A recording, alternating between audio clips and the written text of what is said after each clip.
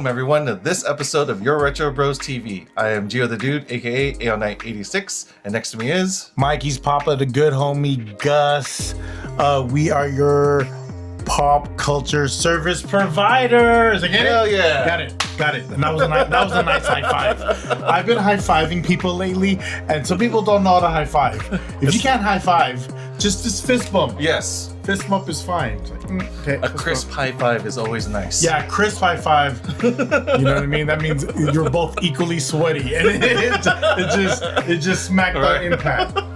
Just smacked on impact. Like E Honda slaps. Yeah. Ooh. Yeah, man. All right. It's weird. Like we're at the age, being your retro bros. Mm-hmm. We're at the age to where there's these cult movies that are favorites that you watched with your dad or your uncles or your older cousins. That is a movie you would never really watch, and then there's a familiar face in these movies, and then when people like that start dying, it's like, oh. So we're gonna talk. So not to be a Debbie Down, but we're gonna talk about Donald Gibb. Yes. You give us a breakdown of who Donald Gibb was, Gio. Donald Gibb. My first memory of where Donald Gibb was from Revenge of the Nerds. Yes, Revenge of the Nerds is what I remember. Like, I think Bloodsport came out first, but we're a Revenge of the Nerds family. We were a Revenge of the Nerds. Lambda. Yeah, and the Omega Moves. What? The Alpha Beta. Yeah. Oh, dude, don't. Revenge. That movie can never happen again. No. Honestly, it would be very hard for them to remake that. Like everything. Yeah. You want to see everything that was in Revenge of the Nerds? Is that on Netflix? Where is Revenge of the Nerds living right now? I'm not sure. It's probably on Crackle, right? Right, Crackle. Or someone's Plex server somewhere. Plex server. That's why I buy media still. Because not everything's online. No, not everything's online anymore. Not everything's online, but. Donald Gibb. Ogre. That's such a great name. So years active as an actor was 1980 to 2026. So approximately 46 years in entertainment. Yikes. But before he was acting, Gibb actually was a college football player. Okay. A basketball athlete. And briefly associated with the San Diego Chargers before injuries redirected him towards Hollywood. Yeah, I can see that happening. And then you're right there. Chargers, go to LA. Yeah. Oh, wow. So I was wrong. So his first, so you're right. His first appearance, 1984, was Revenge of the Nerds as Ogre. Yeah. Great. And then part 2 came out in 1987. And then I think he was in parts. Is that 4? Part 4. So he was not in part 3. Oh, I want to know why. It was a TV sequel that returned. I get it. But in one of the Revenge of the Nerds, it was he turns into a lambda. Yes. So I think that was part 2. I think it's part 2. I thought there was 3 though. I don't know. Let us know in the comments. We don't know everything. We're just pop culturing, you know what I mean? And then in 1988 is the movie that my dad would probably know him. Your dad would probably know him as. And Ray Jackson in Bloodsport. Come on, Bloodsport?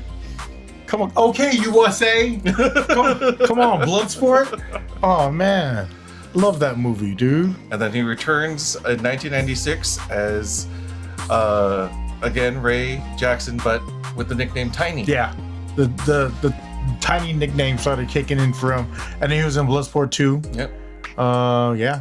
And so 84 to 1991, he was in a show called First and 10, an HBO football comedy staple. I vaguely remember this. I do not remember this. Yeah. I was not watching HBO. Yeah. So. Nah, but a movie he was in 2008 is actually I think this is an underrated superhero movie. Hancock? Yeah, what do you think about where is Hancock on your scale of like superhero movies? It's not. It's not top. It's not even a superhero movie. It's a Will Smith movie. It's a Will Smith movie. Oh. It's a Will Smith movie. I like the concept. I like the whole concept for it. Execution didn't really it didn't really hit. Sorry, Will. Sorry, Will. He swung at everything though. Yeah. But this was prime Will Smith. Right. This was prime Will Smith. So he was jiggy. Yeah. He was absolutely jiggy. This was the jiggiest thing. But the thing that I loved him in the most, Men in Black. Yeah. He even got like a Burger King meal out of that. Like, he was Wild Wild West. Wild West, yeah. That was a Disney one, right? That was a Disney one. Is it Disney? I think it was. Yeah, then no one talks about Wild Wild West. Correct us. Let us know. I'm pretty sure that's Disney. Because that's, I can't remember the last time I even watched Wild Wild West. He did that because, okay, we're talking about Will Smith. All right, RP Donald Gibb. We're talking about Will Smith though. Will Smith did Wild Wild West. He was offered Wild Wild West and I think The Matrix at the same time, and he chose Wild Wild West. That's why he did iRobot. Don't play with my Will Smith movie timeline. I could be incorrect, but don't play with it. It sounds right. It sounds right. It sounds Google right. Google it. Will Smith didn't do The Matrix because he did Wild Wild West, but because he missed out on The Matrix, he did iRobot. Thinking that was gonna be. iRobot is basically AI. Right. Robot. Shout out to AI. Shout out to AI. Shout out to ChatGPT. Shout out to Copilot. Shout out to who else we shouting out? Claude AI. Yeah, there's a long list of Gemini. Shout out. Shout out to y'all. Shout out to y'all. Shout out to my boy Paul. My boy Paul. He found out that I started Fortnite and late in the game, and I was crying to Gio here about how we needed a Jollibee figure, and he made an image for us. Shout out to my boy. Look out for that on Instagram. Oh, just pulling out. My dog. Shout out. He has like cool stuff. He's gonna sell me some X-Men toys. Oh, there you and go. I'm gonna buy them. Shout out to Gibb though. Sorry, we went to Hancock and then you want to talk about Will Smith? It was like that was a tangent that hit so hard in left field. Yeah, no. Will Smith, it's super jiggy. He was one of my favorite. This is like the era of like TGI Fridays. He was in Step by Step. Okay. As various roles. That's what they say. He was in Lost in America, and not as an ex-convict. And in Hancock, he played a convict. That's like his role. He was a big guy with messed up hair who looked disheveled. Big dude, he's 6'4". 6'4". He's 6'4". Like he's Superman height. Yeah, he's disheveled. Superman 6'4". Superman is 6'4". I'll never be Superman. Nope. I'll be kind of Superman, semi-Superman. I don't want to be Superman. I'm semi. It's like semi-sweet chocolate. Film careers. Yes. 1980, Any Which Way You Can. He played a henchman. Yeah. 1981, Stripes. He was a bouncer in Stripes. I remember the movie Stripes. Okay. This one though. 1982, Conan the Barbarian. He was with Arnold. Yes. Right? Arnold. Osric's guard is the role that he had there. Say it again. Osric. Yeah. Do you know who Osric is? No. Okay. It's been so long since I watched that movie too. No, I thought you would though. But yeah, man. But you know, these small roles though, they helped him become one of Hollywood's big tough guy. Yeah. There's a movie too that I remember a lot. It was because I had HBO, and HBO will play a lot of B movies. Right. Well, not B, but it wouldn't be like the box office ones. Right. Meatballs Part 2. He was Mad Dog, and when I like the Meatballs movie, that's such a great franchise that people don't talk about enough. I don't even remember it. Dude, we got to do a deep dive on the Meatballs franchise. Next pod. We should do. Okay, should we do a live stream of where we're watching these 80s movies, these really cult campy movies, and it's just like, look what's happening. Like, I think we should do that. Okay. I think we should do that. Thank you, Mr. Gibb. We should pull in Mick. Oh yeah, there we go. There you go. The Mickler. That'd be good. In 1985, he was in Transylvania 6 5000. This was such an HBO movie. He goes, Transylvania 6 5000. Da-da-da-da-da-da-da. So it was pretty much what this is there was a wolf man, there was a vampire girl, and there was like a Frankenstein, but it was like very campy. Okay. It made fun of it, but it was also they leaned into the Universal Monsters thing of it. Yeah, and I didn't even know he was Larry the Wolfman. In 1986, he was in Jocks. He played Ripper. Yep, I have no idea. 1987, They Still Call Me Bruce. He's the executioner. Have you seen this movie? I have not. They Still Call Me Bruce. It's such a good movie. I have the DVD for this. Okay. It's very much like, but it's funny. Okay. So it's pretty much they put any Asian guy and try to make him like he's the Bruce Lee. They still call me Bruce. So that was leaning into that for real. Like we said, Revenge of the Nerds, 1987. Also 1987, Amazon Women on the Moon, and he was a pirate. So he was a pirate. He was a pirate. He was a pirate. To Amazon women, right, who were located on the moon. 1987, you weren't there? Would that make him a space pirate then? That would. Right? So is he like Yondu? is he a guardian? He's Mary Poppins, y'all. Hey, he would be, okay, if Guardians was out, then he would definitely be in Guardians. Yeah. I don't know what character, but he would definitely be in the MCU then. Yeah. Yeah. I definitely see that. If he were in the Guardians, I could see him as a stand-in as Groot. I could see that. Right? I could see that. Where they didn't have to CGI him, he just built him out. I could also see him as a Drax. Mm-hmm. Yeah. Like, you have to be kind of funny, but you have to be a big tough guy at the same time. Yeah, I can see that. See, look at you. So Bloodsport was one of the most influential martial arts cult. Bloodsport became one of the most influential martial art cult films ever made, and helped launch Jean-Claude Van Damme into superstardom. So he was in it. It was cool, man. And Jean-Claude Van Damme fought that guy for him, right? Because he killed him, didn't he? Yeah. I don't know if he killed him.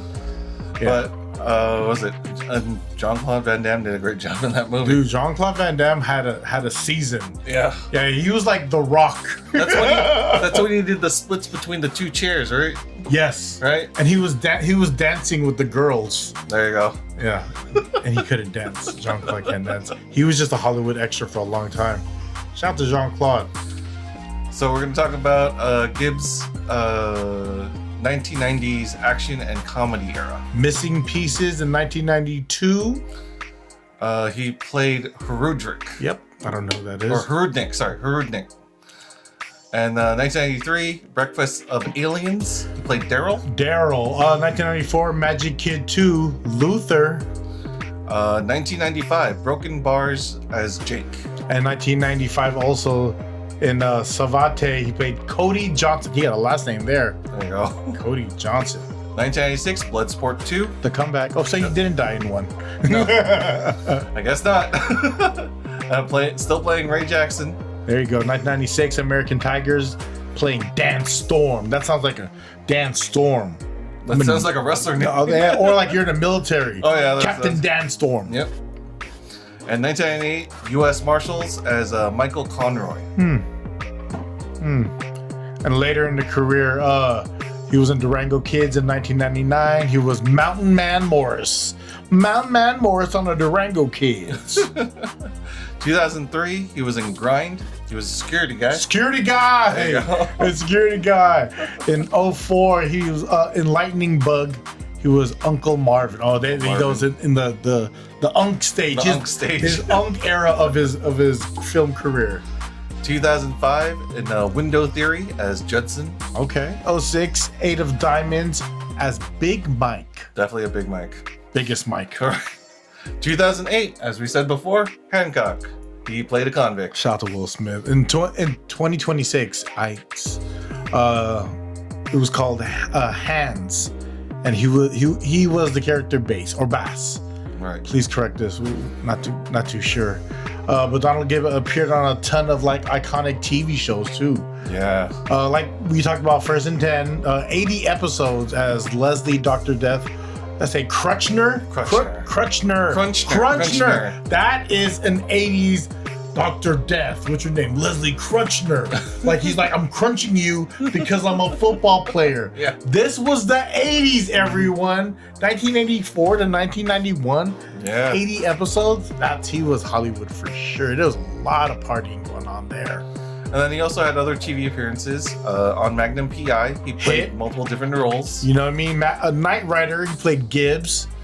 MacGyver, Herman the German. Herman the German. What I read was Giant the Herman. That's what I read. Quantum Leap. Quantum Leap is a show that people don't give like the first run of it. People don't give that enough love. That was a crazy show. Quantum Leap. He played Jeters. In Cheers, he was Tiny. X-Files. Numerous guest roles. The A-Team. Numerous guest roles. Step by Step, as you mentioned, multiple recurring appearances. Boy Meets World. He was Tony. Hey, Tony.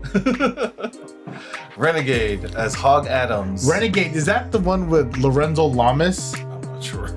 I think that's Renegade, Lorenzo Lamas. But Night Court, he was Terry Benoon. Yep. Benoon. Harry and the Hendersons. Oh. He played Valentine. Who's Valentine? I'm not sure. I wonder if that's let us know. Is that a Sasquatch? Is that a Yeti? Could be. Is that a Janu? And then lastly, Empty Nest, various roles. Yeah. And because we love video games, we found out he actually did a lot of video game work. 1995, What's My Story? He played Giant. In 1997, Zork, Grand Inquisitor, he played Floyd the Bouncer. And damn, even in like video games, they put him in the bouncer role. Like, dog, he could do other stuff too. God. In 03, after Echo, he was Jiron. Was that Gherkin? Jiron, yeah. 2010, Mafia 2. He played the Angry Prisoner. Damn, it's a video game, and he's still a convict, and he's angry now. 2011, played Rage. It was a voice role. Yeah, and he had a huge impact. And then for us fans that remember his work, like he was in a lot of important movies. He shared the screen with a lot of important people, and just want to give him his due because he was definitely a big part of like my childhood. Come on, Revenge of the Nerds. Revenge of the Nerds. Yeah. He didn't change the world. Mm-hmm. You know what I mean? Crazy. I still remember the funny faces he used to make. Yeah. In Revenge of the Nerds as Ogre. But he also got to drink a lot of beer. Yeah. And I wonder if a lot of that beer was real, because they didn't think about drinking fake beer back then. Right. It's like, you gotta drink this. Sorry. Yeah. It's in the script. Exactly. To his family and friends, longtime fans, and everyone who worked alongside him throughout the years, heartfelt condolences. Donald Gibb brought a larger-than-life energy to every project he touched. Yes. Right? And fans remember him at a lot of meet and greets, that he had a very warm and generous personality. So again, we offer our condolences. He passed away at the age of 71. Thanks for the laughs, bro. Yeah. Like, thank you for the laughs. That was hilarious. As a guy they called Tiny, who and as we've seen, one of the movies was Harry's and Henderson's. I was just telling this dude Gio that I've been watching a lot of like YouTube like interviews about Bigfoot. Okay. I've been watching a lot of stuff, and there's a lot of different things. And I'm curious to know what is your knowledge of Bigfoot and like the different kinds. Right. Different kinds, guys. I don't know of the different kinds, but okay. I can honestly say that the most thing, or what I've always known about Bigfoot, besides the fact that he has big feet, they're very elusive, right? Mm-hmm. And that's one of the key things that happened since it's for decades, right? He's always been elusive. when hikers or people that are out or even lost in the woods, even park rangers would catch a glimpse, but when they try to track them down, they would just disappear. They would see tracks, but that's about it. So, but you ran into an interesting theory that you shared with me.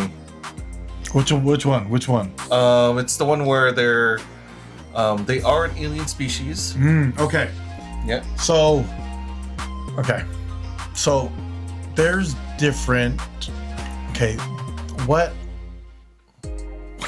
Just to try to explain what's been told to me, that there's different theories of why Bigfoot's here, right? One theory is that they were used as miners for the aliens. Right. Did you hear about that? Yeah. That was in the video that you shared with me. They were used as miners for the aliens, and then when they got what they needed, they left. Right.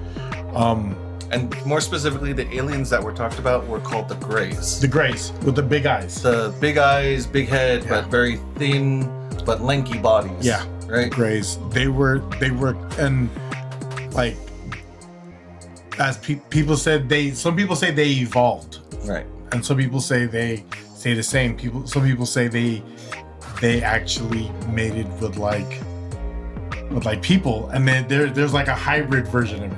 This is all just what I'm being told, and they're a species that's been here way longer than us. I believe it. And some people say they could camouflage, almost like the predator. I mean, it kind of makes sense for the fact that they're very elusive. When people even like try to track them down. Tabi for real. This is just what I've watched in like the last week of just like, I'll try to listen to music and then I just throw on a Bigfoot pod and then I'm just listening. And the people that I'm watching, okay, this is what gets me. The people that I'm watching don't seem crazy or like liars. Right. They're like wholesome, like salt to the earth people. Like, and no one I don't know. So just because we didn't see it doesn't mean it exists, right? Like the we're using it, but you don't see it. But it definitely exists, right? So the one that you sent me had doctorates. People with doctorates. Oh yeah. Talking about Remind me. Right? I've been deep in the rabbit hole, so I forgot what I sent him Bigfoot wise like 2 days ago, because we sent each other some alien stuff, like, or some creepy stuff. Yeah. Which you'll see later on in future pods. Yeah. But this particular one that you sent me was they are like notable scientists, right? Notable scientists that can never include this in their reports, because of the fact that this is a government-funded project, right? Or they get laughed out of their job. Yeah, like, they'll get laughed out of the science community. Any government. They can't have project will be. Yeah. They can't, because a lot of their projects are government-funded. Right. They don't want to lose funding. Right. That's the you can't lose. The truth of it, right? Yeah, it can't be in this. So that's why, like, most accounts you hear, it's like, oh, it's like their spouse or, someone that is close to them that was there, but really it's the scientists that, engaged or found them. There's this one lady that was talking, and then she was talking about how some of them understood, like, this is to native land, right? Shout out to all my native people, the Native Americans, that there's certain ones that understand that old language, like the old American language, right? That's a communication, like some communicate, and like based on tribes and like culture, it's known. They're like, duh, like you don't believe it because someone's telling you they don't exist. Right. There's enough evidence, I think, that and aliens, bro. That and aliens. I'm there. I am absolutely there. But it would make sense that they are an advanced race, because if they're able to escape, especially now with today's technology, right? Like, there's no way that you can't track them, right? between thermal imaging, between just the different like camera setups that you can have now for surveillance. I sent you that video of that guy who had one on display, right? Right. What do you think of that? It's interesting. I don't know. Right. And I don't know. I don't know the guy enough, nor do I know what the story is here. But the display is very detailed. And well preserved. And that's the other thing. It's like, yeah. Not wearing a tinfoil hat, but I'm starting to see there is some logic behind it all. Does your phones act up when you're watching certain posts? No. I haven't had that, no. Yeah. So I'm there. You're there? My phone is there. Especially with Instagram. Okay. Like when certain stories come out, I'm like, why is it taking long to load? I'm like, whatever. Oh. Whatever. But You Tabi. might be getting closer to the truth, that's why. I'm just curious. I don't quite not that I don't quite, I believe in energy. And I believe there's a lot more than what we see to believe that we're working for. So right. Just move with intent, right? Move with intent, be a good person, man. Because that's your social scorecard. But yeah, Bigfoot, I definitely think he exists. It exists.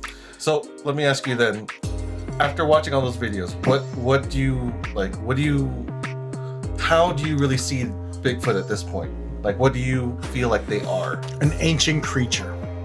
It's like it's probably the earliest form of man, right? It could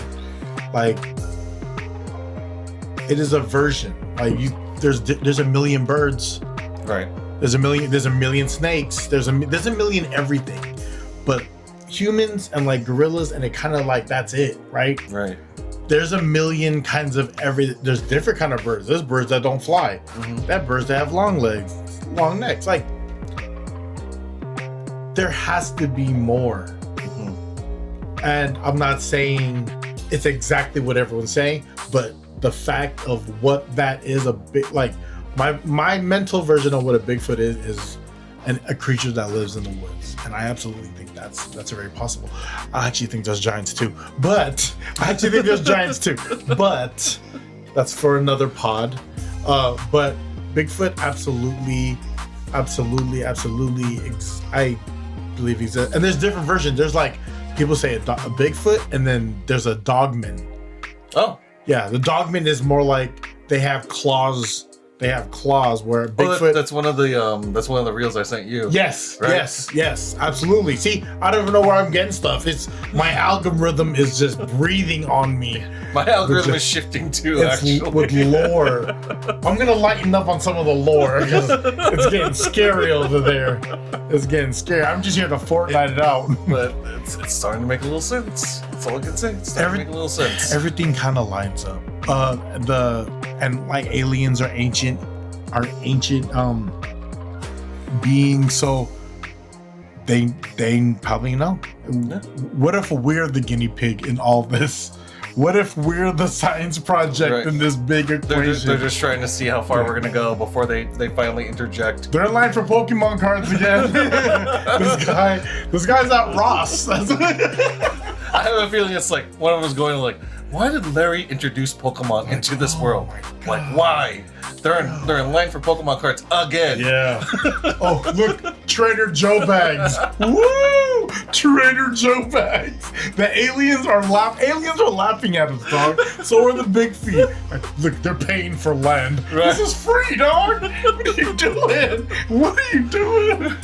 It's all this is free. You eat all of this. Right? You don't have to process anything. Stupid. You're stupid. They're laughing at us. They're laughing. It's okay. I think I'm funny. It just like I said, it's making a lot more sense. It's mad interesting. It's making a lot more sense. I don't know. I just say keep an open mind, but be respectful. Yeah. We never know what's happening. Just like you said, be respectful, be a good person, move with intent. Yeah, and like very much I see, like in our culture, right? How we have the capre, right? I very much think that someone did encounter a Bigfoot, right?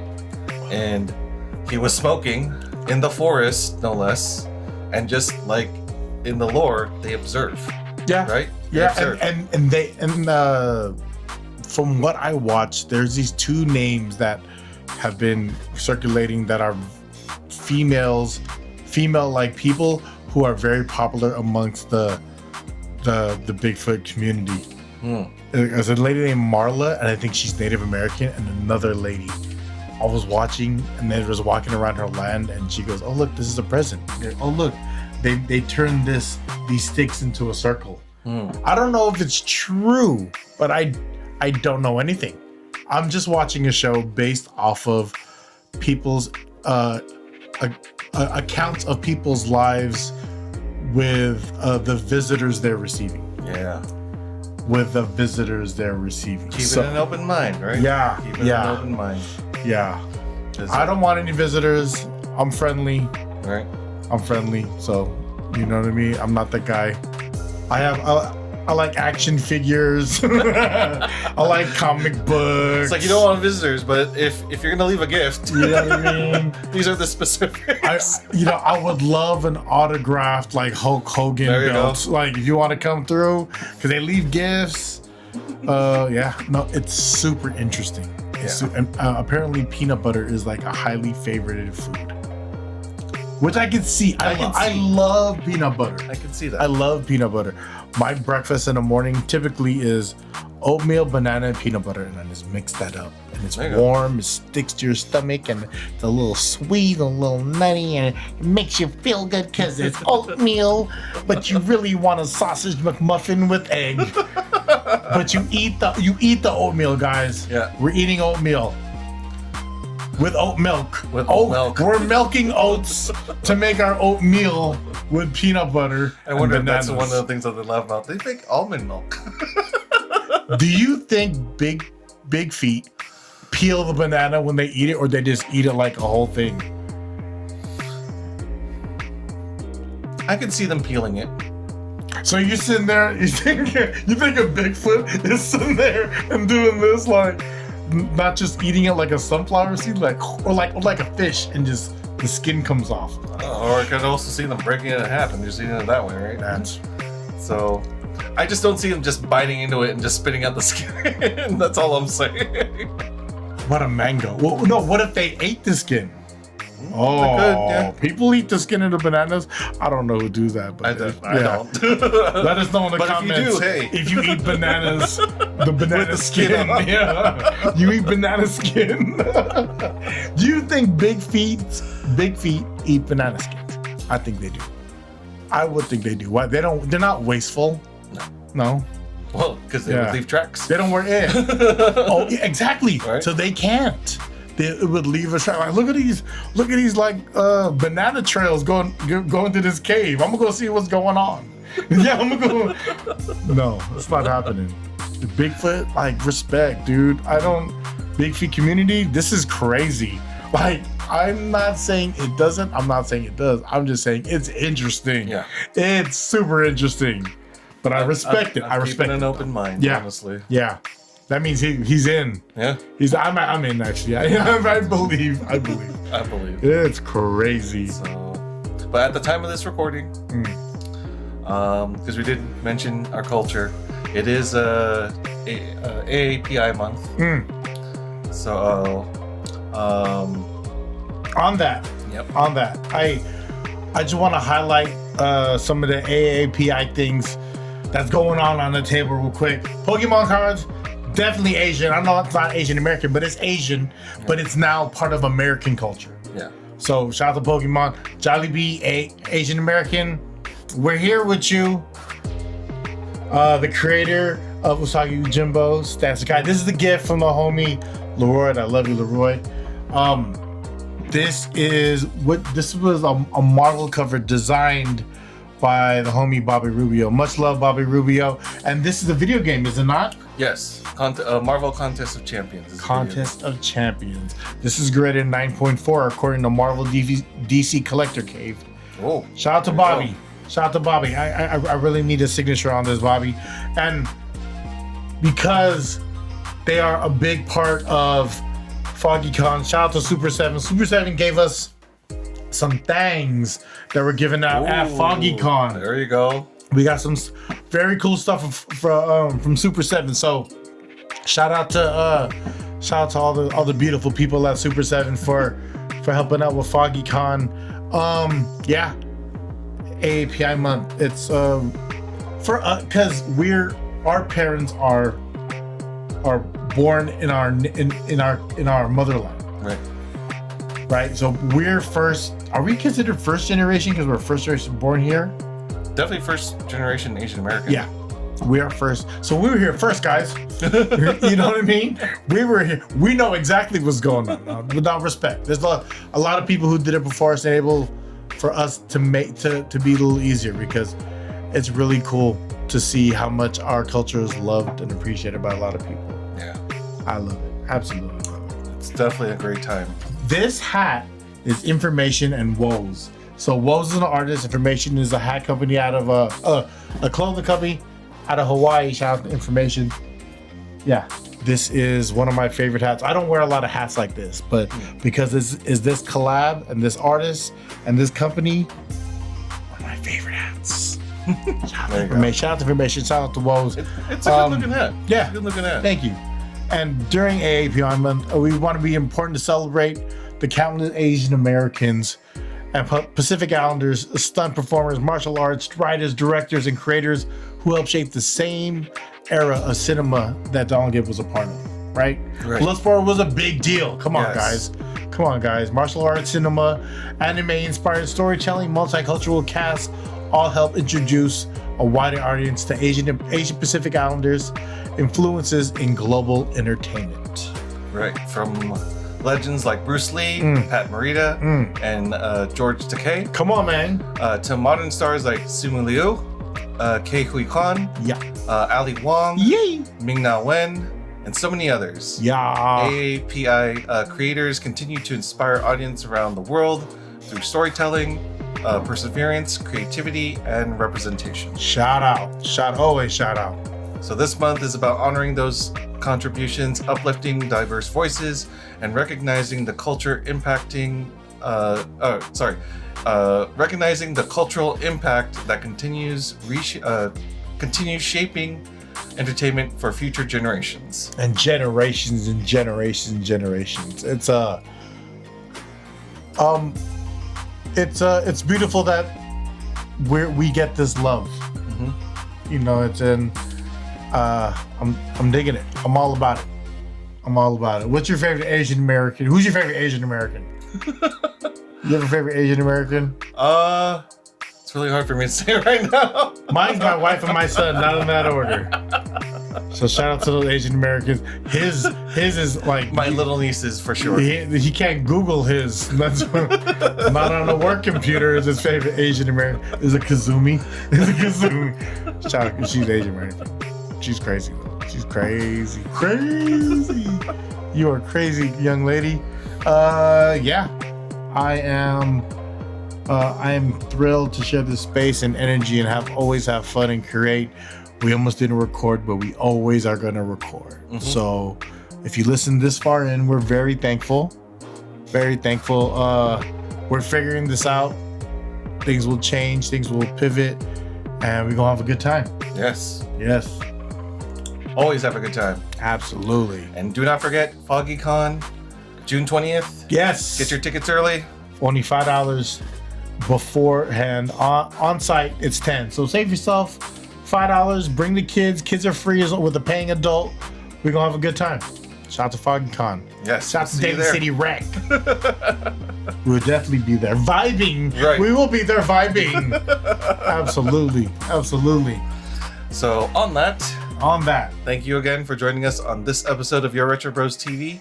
I am Gio the Dude, aka Aeon86. Mikey's Papa, the good homie Gus. Your Retro Bros, pop culture service provider And we out. Peace. Later. Peace. See you on Fortnite.